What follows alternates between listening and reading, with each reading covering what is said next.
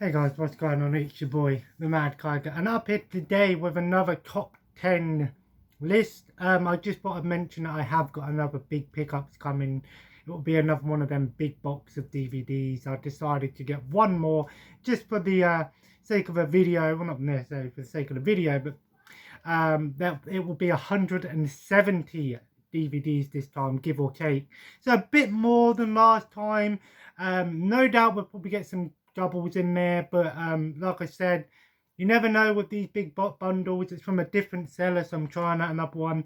The same seller was selling a bunch of children's books, so I decided to get one for my son, obviously, as well. So hopefully if they turn up about the same time, then I won't have him distracting me like last time.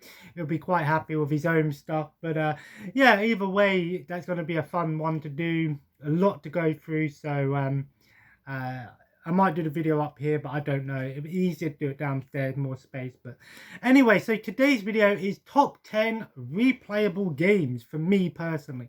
My subjective list, these are my top 10 replayable games. Now, when I say replayable games, I don't just mean games that you can play over and over and over again, but these are games that I've played a ton of times, beaten multiple times, games that I play still today, that if I put this game in, even today, I can still have a great time with it. Games that, in my opinion, I can go back to and play at any time and have a great time with. So, yeah, there's going to be some surprises in here. And okay, at the end, 5 honourable mentions. I was going to get games out and show them, but they're all over the place. And some of them I don't have anymore because I've sold them or something. So up first, we have at number 10, Skyrim. Yes, in my last video, yesterday's video, again, I brought Skyrim on the Switch. Skyrim to me, well, I could have chosen any Elder Scrolls or Fallout 3, New Vegas, etc. But for me, Skyrim is a perfect replayable game. I've played this game on PS3, on Xbox 360, on Xbox One, and then I'm going to play it again on the Switch. It is a great replayable game because every time you play it, it's, you know, yes, it's scripted, there are a lot of things happening, but you can play it differently each time, you know. Yes, Skyrim doesn't have any, you know, paths that you have to take. You know, you can't just say, oh, I have to be an archer, or I have to be a mage, but it's a game that really sort of, it had great replay value, and you know, each time you play it, something different's going to happen. Of course, you've got different classes you can choose, different races, you know, there's always going to be something different every time you play Skyrim. Again, I could have chosen Oblivion, I could have chosen Fallout, but to me, Skyrim probably stands out the most because I've probably played it more than the other games because I've played it on multiple systems. I love Skyrim, you know, and I'm looking forward to playing it again on the Switch. Number 9 is one of a surprise, and that is Enter the Gungeon. I was very surprised by Enter the Gungeon because I love roguelike games, you know, twin stick shooters, because roguelike games are awesome replay value for a start because each time you play it, it's going to be different. So how Enter the Gungeon works is you go in and you just try and get through the dungeons. It's a very challenging game, but it's not frustrating. A lot of these challenging games can be quite frustrating, but Enter the Gungeon doesn't work like that. It's a very fun game, simple mechanics, but really easy to pick up and play, but hard to master. It's a bullet hell roguelike game. Every time you play it, you know, you're going to get different weapons, different enemies, different bosses, different items. I've played Enter the Gungeon a ton of times. I can put on Enter the Gungeon and do a couple, maybe like one round, one run through, and it will last me 5 minutes. Other times I could be there doing it for an hour. Enter the Gungeon is awesome. I could choose any sort of roguelike game, and Binding of Isaac, Immortal Redneck, for example. But Enter the Gungeon sticks out to me the most because I love its concept. And it's a really well done game. Be interesting to see if they do a sequel. At number 8 this is kind of a double one here, but Call of Duty World at War and Call of Duty Zombies. Now, I'm not big into Call of Duty anymore, but I do play it every now and then. But World at War, I played World at War back in the day relentlessly. honestly, World at War was the Call of Duty game, was actually one of the games that made me want to properly set up my Xbox and, you know, properly get everything all set up. I remember when it first came out, I went round to my friend's house who had the Xbox 360. He needed another controller. We went into town. We brought another controller. We played through the campaign. And then we played zombies. World at War, yes, the multiplayer now is kind of dead, but you can still go back and play the campaign. I've beaten the campaign multiple times. I've beaten it in co-op. Yes, it was one of the few Call of Duty games that had a co-op campaign.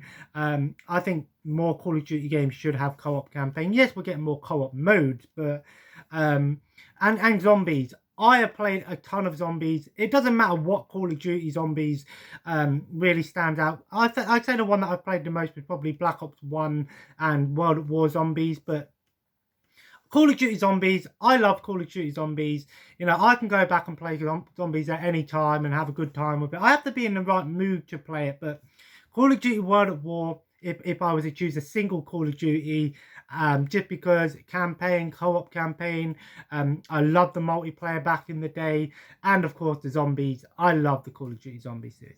At number 7, you know what, I'm going to move this around a little bit. At number 7, I'm going to put Gears of War 3. I'm going to put the next one up higher on the list. Gears of War 3. Now, if I'm honest with you, I like all of the Gears of War games, but I don't like what the newer Gears of War games have done with their multiplayer and stuff. But Gears of War 3 was one that I actually spent a lot of time playing back in the day. Again, co-op campaign. You could do 2 players, 4 players, arcade campaign. Horde mode was amazing back in the day. I loved Beast mode, even played some multiplayer.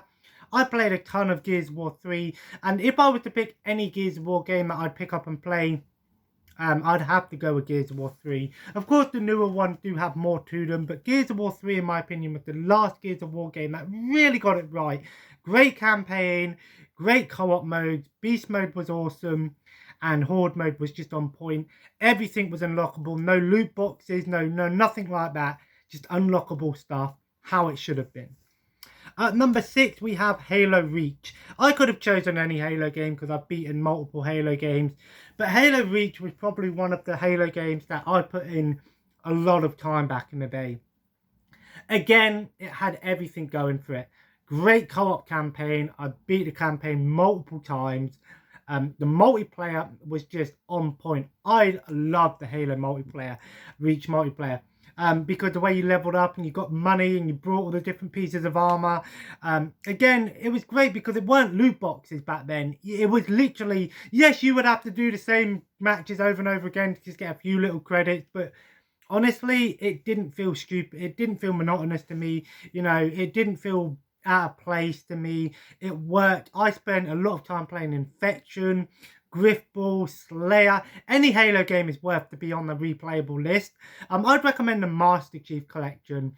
It's got every Halo on there apart from Halo 5. You can't go wrong with it. But Halo Reach was the one that stuck out for me the most. I spent a lot of time playing Halo Reach. And the Forge world on Halo Reach was awesome. People make some creative stuff. There was a mode called Indiana Jones, and somebody created this Indiana Jones where you have to run away from a giant killing boulder and you have to dodge things.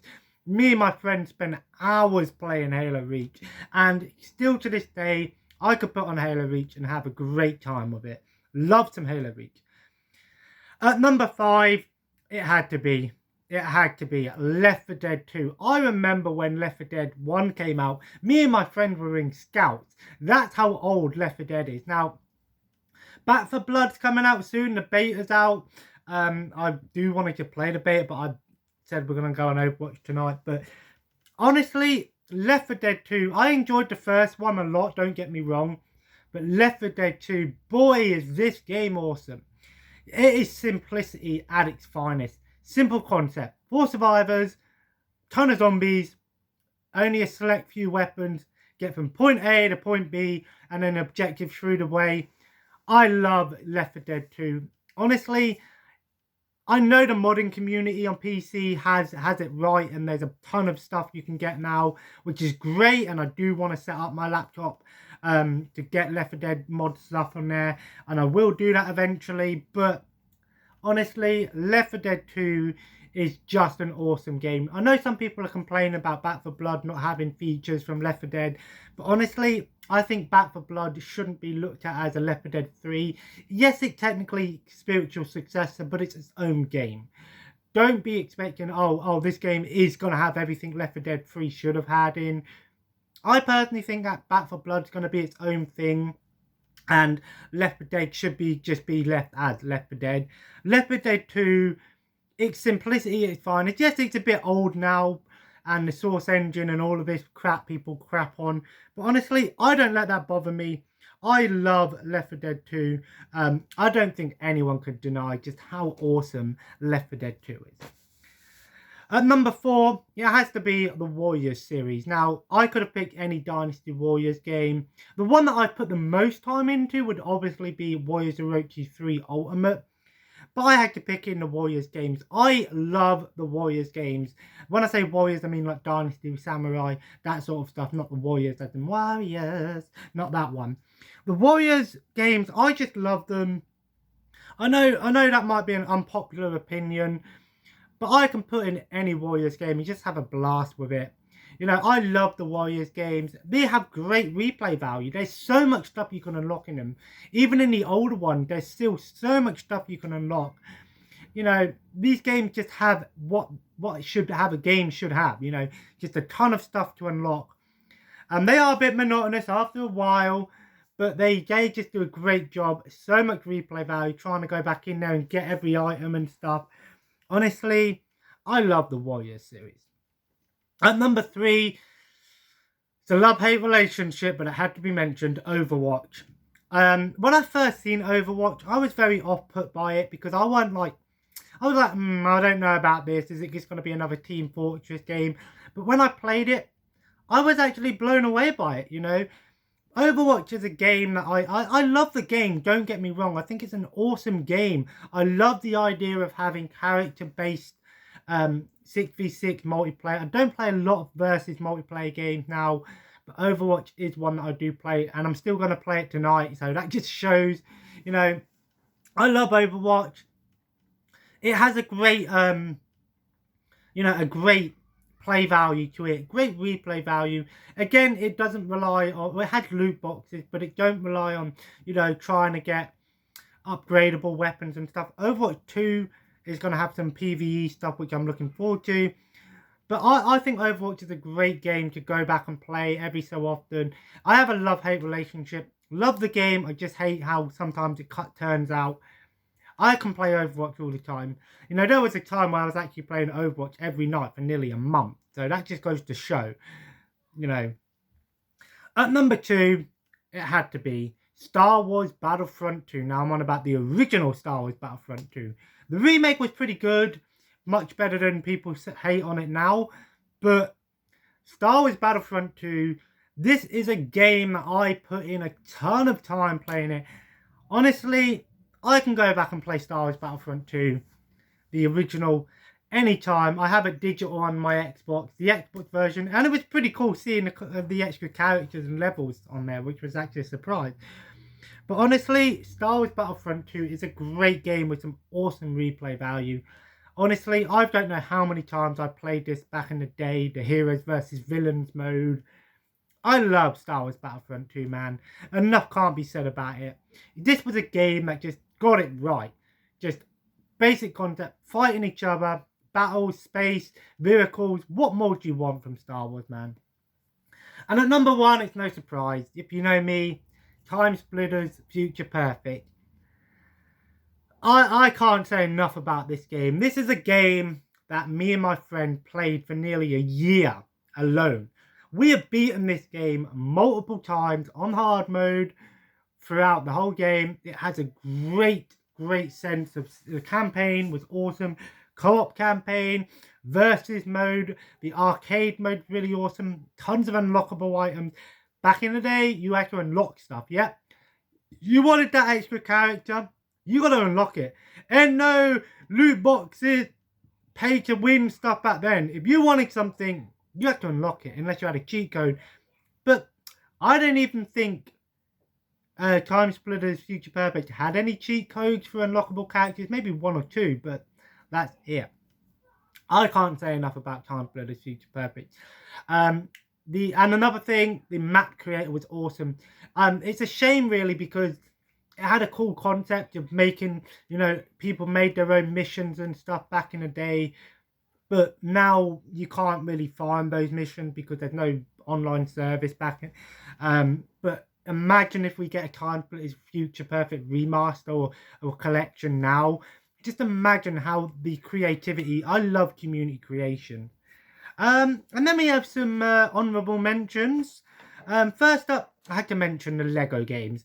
Any Lego game really. The Lego games have great replay value to me, and I can go back and play the Lego games at any time. Just really fun games, just so much to do in them. You can go back, you can beat the story missions in maybe a day or two, and then you can just go back and try and get everything in the game. They have got bigger and bigger and bigger and bigger over time, and it is getting harder to get those 100%. But I love the Lego games, and I think anyone, even don't be off put because you think, oh, it's Legos for kids. Honestly, the kids will enjoy the game because it's Lego, but the adults will enjoy the game just because of how much stuff they put into them. I had to include one fighting game, and the one that I chose to include was Smash Bros. I think Smash Bros is an awesome fighting game. Surprisingly, the one that I played the most was Smash Bros. Brawl on the Wii. I played that game a ton of times, played the campaign with my brothers. I think the campaign in that game was awesome. Smash Bros, in my opinion, if you're looking for a fighting game that is a little bit easier to play and pick up and play, Smash Bros is a great party game and has great replay value because it don't rely on needing to have, yes, you have skill and skill like that, but if you were to give anyone something like Smash Bros, more people can pick up and play Smash Bros pretty easily than pick up and play something like Tekken or Mortal Kombat. Then I had to include the Sims games. Honestly, what can you say about the Sims? Sims have great replay value because it's a life simulation game. I like the PS2 Sims games because they have the campaign modes, and I will go back one day and play some more of them because I love the campaign modes. But the Sims games, again, I love the Sims games, and I'm very tempted to even pick up a disk drive for my laptop so I can go back and play the original Sims. But the Sims games have great replay value, and it doesn't matter which one you really play because they're all unique in their own way. But I love the Sims games. Even the Herbs was pretty good. Then I can mention the Tony Hawk Pro Skater games. To be honest, most Tony Hawk games have great replay value because they're just great pick up and play games. Whether you want to pick up and play them and go through the game and unlock everything, that's fine and that's great. But just getting a friend round, going on the split screen, just making levels, downloading levels, the new stuff, and just having a laugh with it, trying to get the biggest score and screw your friend over. A horse was awesome. The Tony Hawk games, I love the Tony Hawk games. I'd say Pro Skater 4 is still my favourite. And last but not least is Sleeping Dogs. Now, Sleeping Dogs is another one that actually kind of surprised me because it wasn't like your traditional sort of, open world GTA clone. It was a game that kind of, basically, if you watched the John Woo film, action, martial arts, violence, that sort of thing, cops and stuff. It's basically that as a video game. Sleeping Dogs blew me away when I first played it on the Xbox 360. I fell in love with the game. I played it again on the Xbox One, and no doubt I'll pick it up again to play it on the PS4, or might see if it's on sale on the Xbox. I might have a little nosy on the Xbox later and see if there's anything for sale. Maybe pick up an extra couple of games and see. But although saying that, I need to get my Game Pass back, so maybe not. But yeah, I loved Sleeping Dogs. I'm going to go into more depth about Sleeping Dogs in my next top 10 video, which will be top 10 open world games. Bit of a spoiler there, but I really enjoyed Sleeping Dogs. I thought it was a great underrated game and one that should definitely be played. So, hope you guys enjoyed today's video. If you did, feel free to leave a like and of course comment below. Let me know what your top 10 replayable games are. Like I said, these aren't necessarily games that I've beaten multiple times. These are games that I can go back and replay at any time. Some of them I've played more than others. Other ones I've maybe played once, but I can go back and play them at any time and enjoy.